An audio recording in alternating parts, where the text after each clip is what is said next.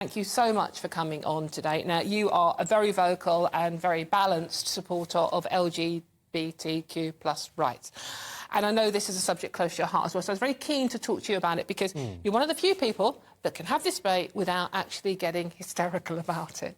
So what do you... Famous last words. Yeah, right, thanks. You're not helping already.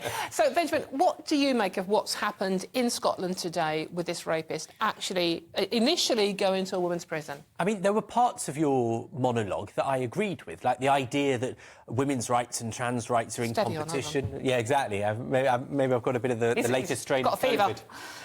You know, those are things that we should recognise. Now, what's odd is that the Equalities Act, which governs these sorts of things, that was introduced by Harriet Harman and Labour in 2010, always said that there can be sex-based exceptions to things like this question. And so it was already the law, and it wasn't the first time this had ever cropped up, that a person who was clearly a threat to females shouldn't be in a women's prison. And so it was very much Nicola Sturgeon's interpretation to try and change that. The law already made allowances for that.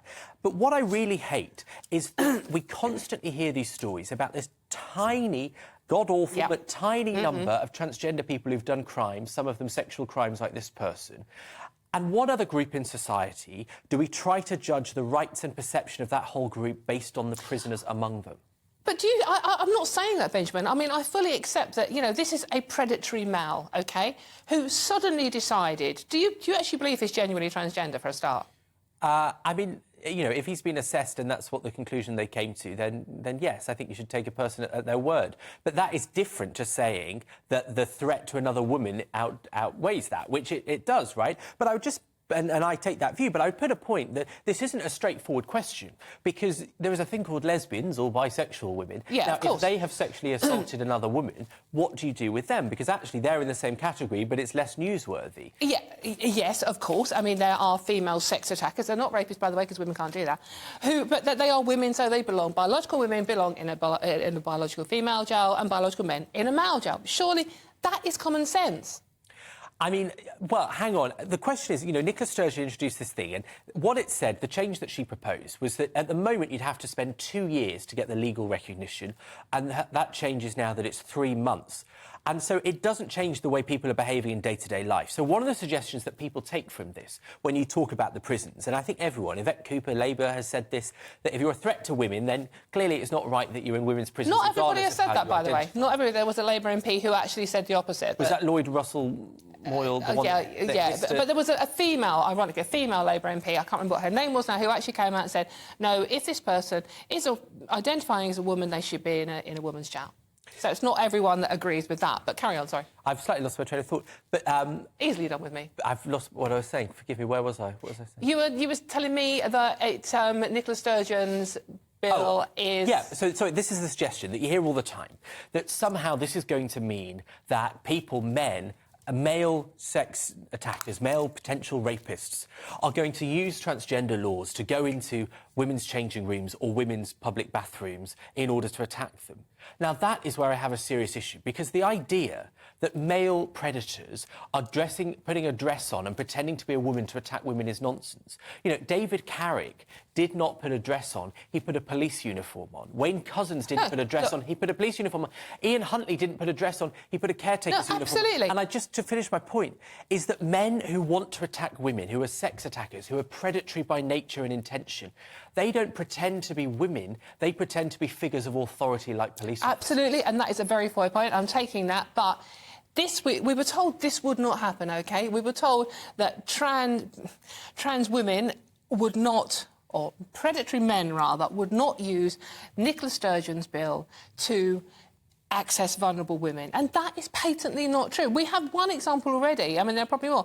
This is a person called Katie Delawoski, who covertly filmed a 12-year-old and attempted to rape a 10-year-old, both offences committed in a woman's public bathrooms whilst wearing female clothing. So this is a male paedophile dressed as a woman and abusing 2 children, who will probably never get over that. But that obviously was before this law change, and so this law change has nothing to do with that, right? But it's making it easier. But this happened before the law change. Now, you are absolutely right. But before the law change, you needed medical advice and medical support. You didn't, because if that's the case, tell me, when was the last time you asked for a birth certificate to go to the loo in public?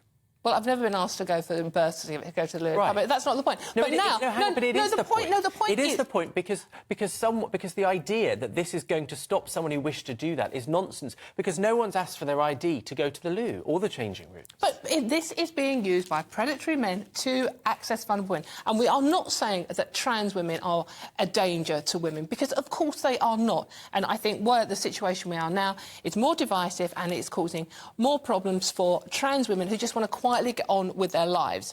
So why do we have to make it easier for predatory men, who you quite rightly said use positions of authority to access vulnerable women? Why do we give them another opportunity to go so? I mean, Benjamin, Scottish men could now say, I'm a woman. After 3 months, they can legally say they are a woman and access women's spaces. But they can already... Look, if they wanted to do that, they can already do that, because absolutely nobody has been asked for ID to go for a pee, OK? That's not how it works. And so the idea that this would change someone who wished to abuse that is nonsense. The idea there are people already doing it, Benjamin. But, you know, the truth is that the Gender Recognition Act, which is the certificate that can, you know, change legally your gender, that was passed in 2004-5. And so these laws have been in place for, what, 17, 18 years? But not for 3 months without any medical backup or certificate at all. But those people already had to, in order to get the certificate, you had to live in your chosen gender for 2 years. So there is no demonstrable change in this. It is just the point at which you're legally recognised. And what I would say is that the truth is this, and you'll know this because you're an outstanding journalist with a tabloid background. You're not getting around me that way. You're not getting around me that way. Let me say this, but you're of an age and of a level of experience that you remember the days, the 80s, when these kind of stories were written about gay men left, right and centre. When a gay man was a paedophile or an abuser, you would hear about it day in, day out to try and smear... I have to... Oh, look, you're hanging around all night, aren't you? Because I'm coming back about that age quip for a start.